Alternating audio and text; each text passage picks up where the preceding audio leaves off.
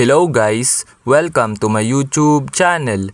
Ngayon ay tuturuan ko kayo kung paano mag-turn on ng chat heads sa Messenger. Una, i-click lang ang ating Messenger application.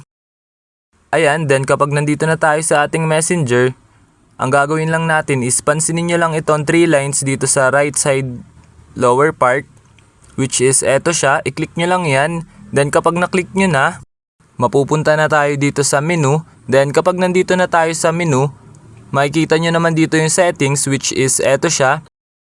Gagawin nyo lang kapag nakita nyo na, i-click nyo lang. Then mapupunta na tayo dito sa settings. Then next step nyo namang gagawin, scroll up nyo lang. Ayan, scroll up lang natin.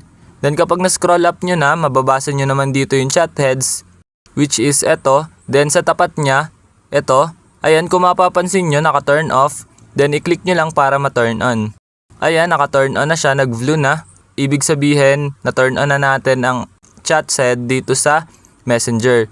Ayun, ganun lang na mga dali mag-turn on ng chat heads dito sa Messenger app. Ayun lang. Thanks for watching. Subscribe me for more videos like this. Thank you.